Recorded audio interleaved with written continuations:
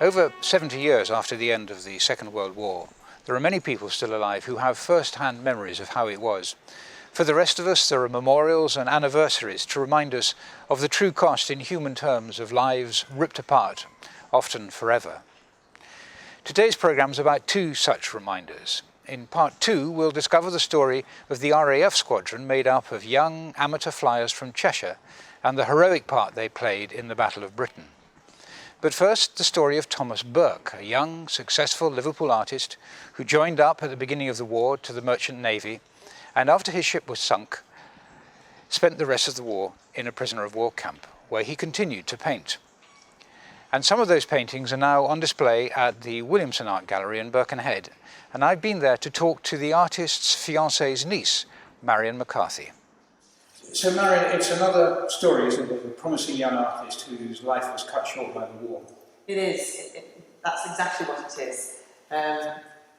Thomas Burke was a Liverpool man and was wanting to make his way in the world as an artist, but then the war came along and he had to go and join up. And the story basically was that he was taken prisoner of war and spent the rest of the war in a prison camp, and when he came home, he brought a lot of work with him that he'd done during the 4 years he was in prison camp, and some of that's what you can see here today.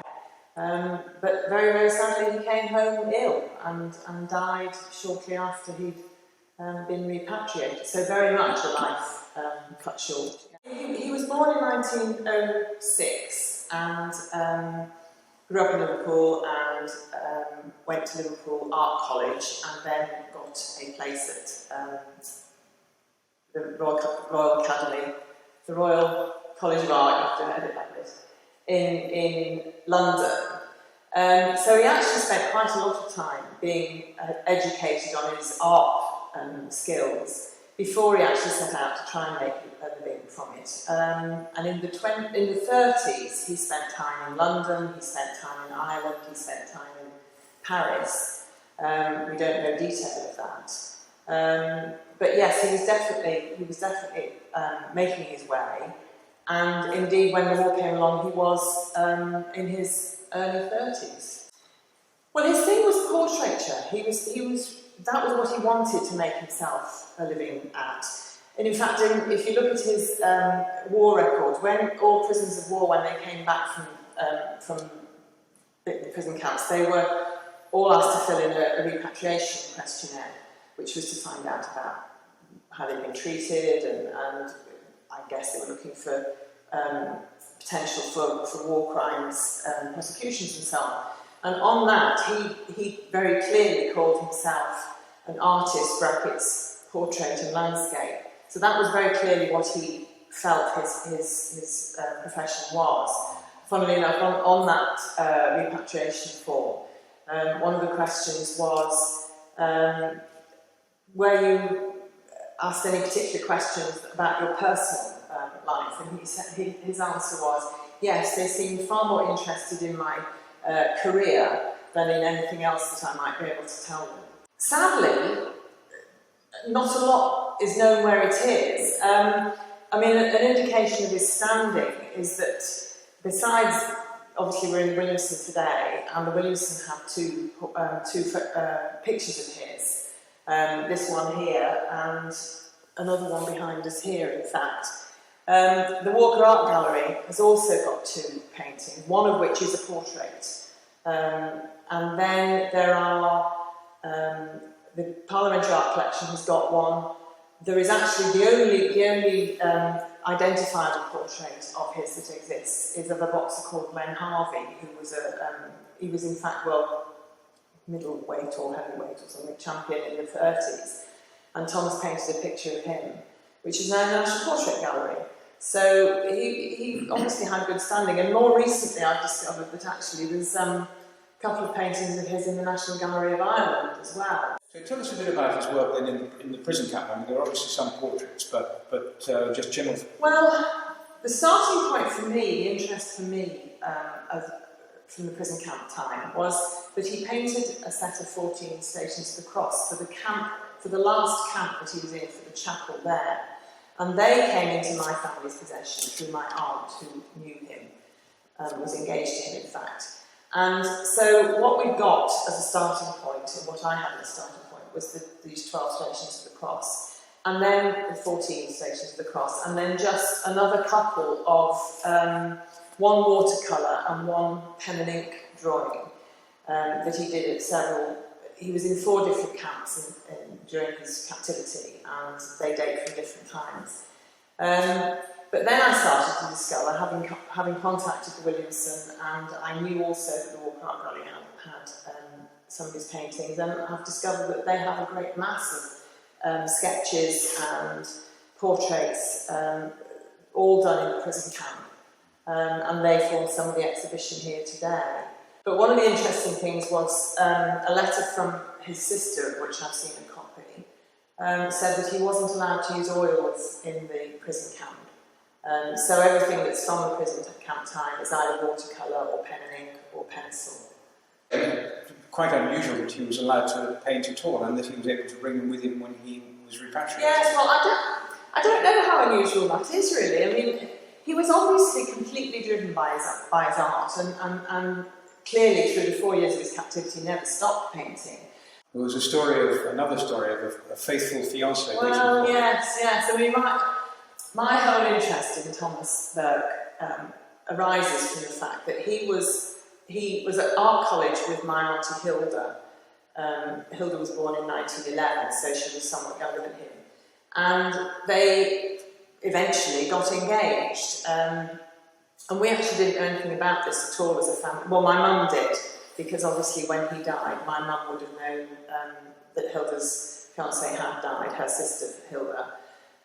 But we as children didn't know anything about this at all, other than that we knew there was some romantic story about Hilda, whose fiancé had died in the war. And actually, what happened was my mum and dad decided to have a holiday in Crete in the late 70s, and that was where Tommy was taken prisoner of war. And Mum started talking to Hilda about it, and it was a bit like a floodgate opening, really. Hilda suddenly started talking about this man, and then she started producing all the work that she had. I mean, it was she that had the Stations of the Cross. It's a kind of tragic end as well. So he survived the war, survived the camp, came back, terrible, and terrible. then died. Yes. And in fact,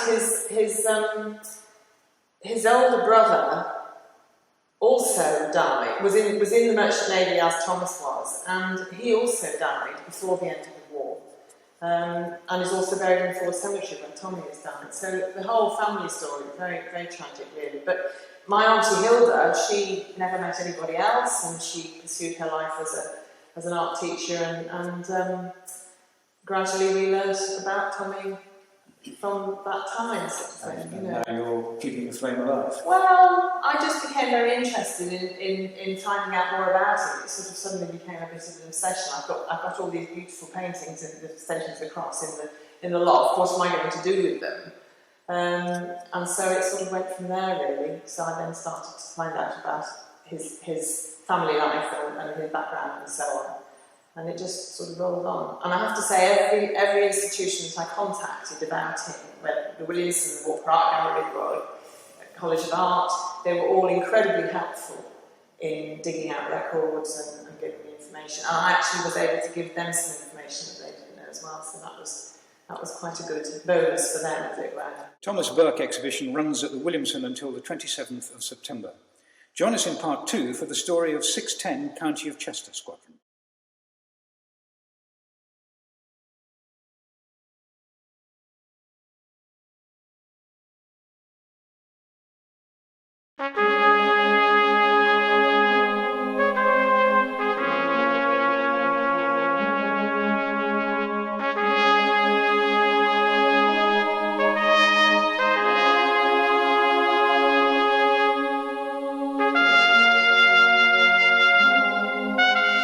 "75 years ago, in May 1940, a flight of Mark I Spitfires took off from this airfield at Hooton, near Chester. They were heading for airfields in Kent to take part in the defence of Dunkirk, and only a few weeks later in the Battle of Britain. This was the Royal Auxiliary Air Force Squadron 610, County of Chester, and their members had until really only a few months ago been doing full-time jobs as chemists, engineers, bank clerks and so on. And now they'd been called up to fight and in many cases give their lives to keep the skies over Britain free. 610 Squadron was wound up about 60 years ago now, and this is all that remains of RAF Houghton Park.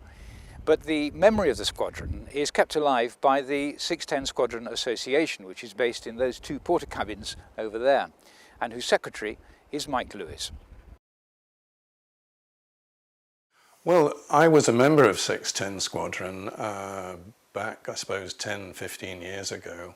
610 Squadron Association, I should say, not the squadron, because the squadron disbanded once and for all in 1957, having started in 1936. But many of the members were getting a little bit long in the tooth, and the then chairman of the association decided he wanted to resign and retire. And I was in the firing line, so I was the one that drew the short straw, and to mix metaphors, and I became chairman of the association and have been ever since, basically. I'm an aircraft enthusiast and an amateur aviation historian, and the history of 610 always fascinated me because I had a good friend who flew Meteors from Houghton in the 50s. And I used to come over and spend quite a bit of time over here watching the aircraft. So that's how I got involved. For the initial period, when they first started in 1936, they were all civilians, interspersed with a few regular RAF personnel as trainees, as trainers rather, and they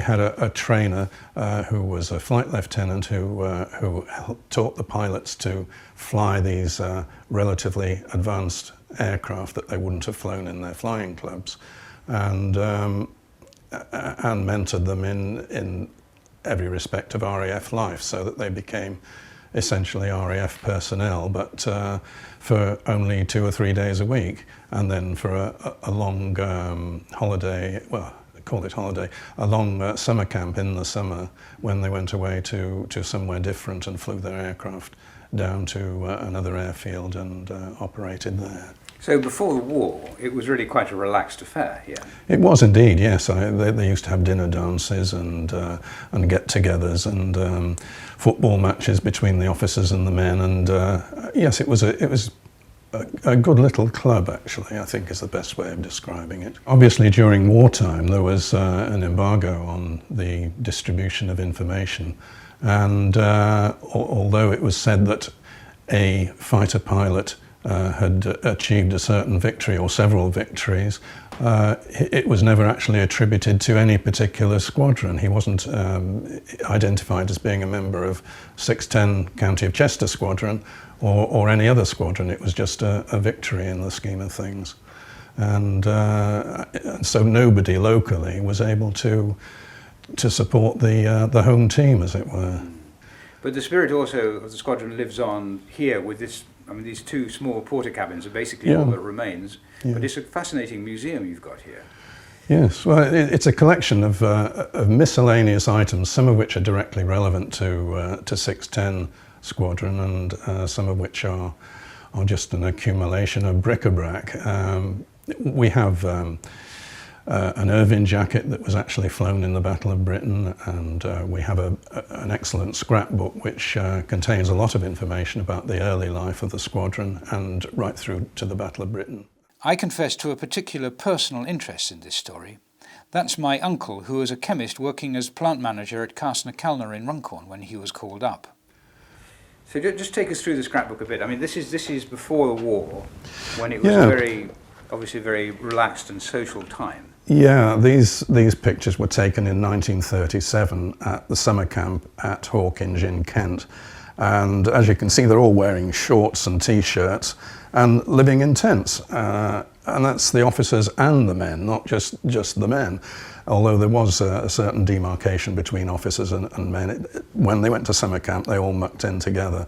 So that shows you a number of the characters of the squadron as they were at summer camp in 1937. And I think that throughout the history of the squadron, 200 was about the optimum size of the squadron, including ground crew and air crew.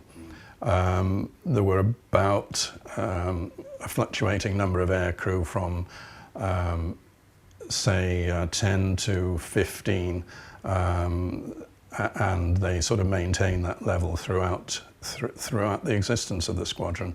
And it's only had a lifetime of 20 years, 610 Squadron. It was only around for 20 years, but it's the only squadron that is directly related to Cheshire. There's a local squadron. Sure. There was another one across the water at Liverpool, 611 Squadron, but we were the only Cheshire squadron. Okay. Malcolm Kerr, who was your uncle, who was a member of the squadron from the earliest days. Yeah, he was there. Quite a few pictures of him,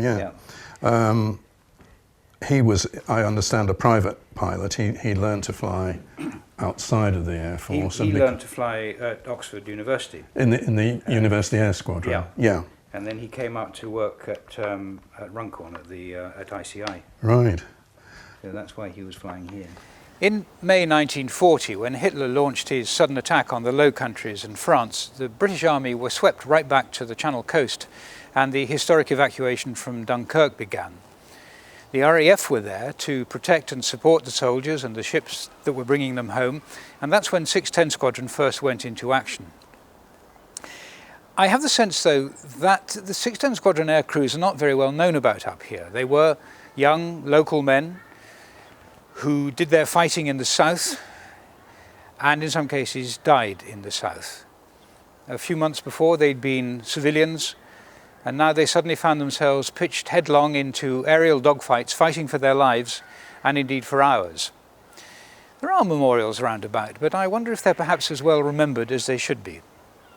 This was the sort of aircraft that they were flying in the early days, the Hawker Hart or Hawker Hind, which is a biplane, which owed very little to modern day technology, but was more attributable to First World War technology.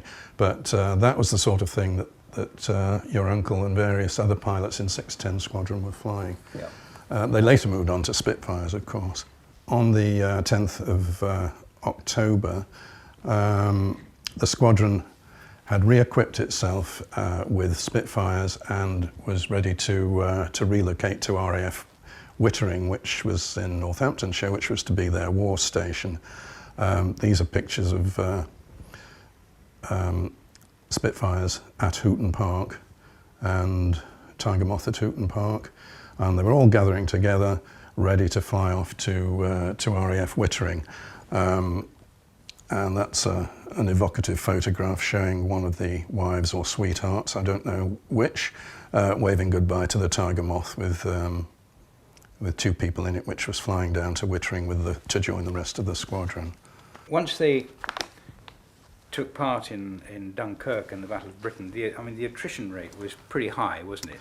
It certainly was, yeah. They moved from Wittering down to RAF Wittering in Northamptonshire down to Biggin Hill, and then from Biggin Hill they moved down to Gravesend in Kent, and to be nearer to the incoming German aircraft that were bombing the airfields and trying to get rid of the Royal Air Force. Hitler had a plan to invade Great Britain on barges, but in order to do that effectively, he had to get rid of the Royal Air Force, neutralise it and claim air superiority for the Luftwaffe. And Goering assured him that this could all be done quite easily in a very short time, but it certainly didn't prove that way.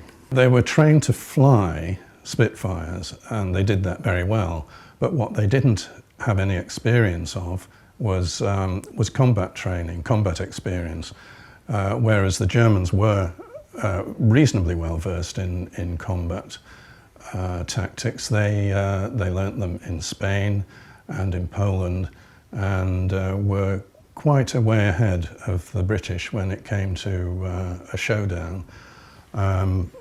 But they very soon picked up the right techniques and were able to acquit themselves extremely well. My uncle was section leader of B Flight during the defence of Dunkirk. Here's an extract from my uncle's combat report from May the 27th. 12 aircraft of 610 Squadron left Gravesend at 1810 to carry out a patrol between Dunkirk and Gravelines.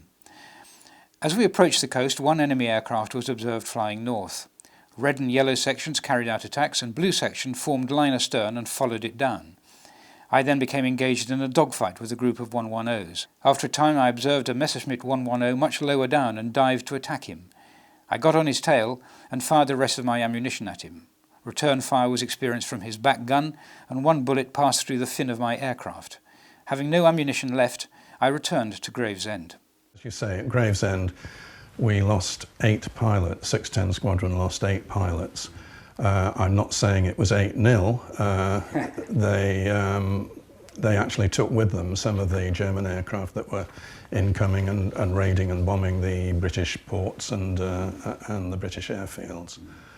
So they learnt a lot from that, or the squadron as a body learnt a lot from those early days, but unfortunately it cost lives of 8 people, including your uncle. So this is a rather curious moment for me, this one, because this is an imaginative portrait of my uncle Malcolm being shot down on May the 29th, 1940, only a couple of days after he'd done a little bit of killing himself.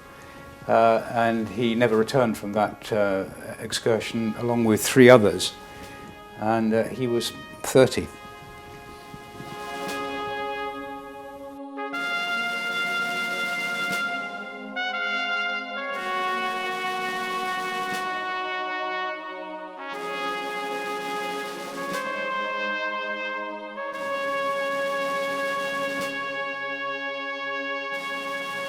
This particular picture was painted by an American artist living in Uruguay, of all places, who contacted us and said he'd like to do a picture of 610 Squadron, representative of 610 Squadron during the war, and this was what he came up with.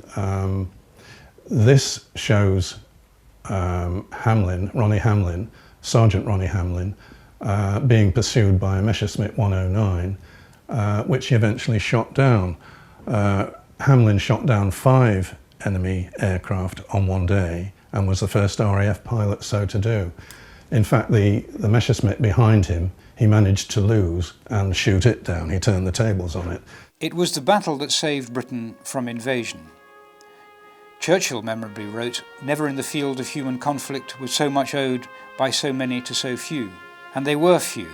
650 aircraft at the beginning against nearly 3,000. A battle fought over the fields of southern England between July and September 1940, in which 1 Allied pilot in 6 lost his life. 610 Squadron was finally disbanded in 1957, by which time its links with Cheshire were rather less obvious. A memorial was unveiled in Grosvenor Park, Chester, but otherwise the pilots of 610 Squadron are not as well remembered as they should be. On this 75th anniversary of Dunkirk and the Battle of Britain, it's appropriate to remember that it was those young men who helped keep the skies of Britain free.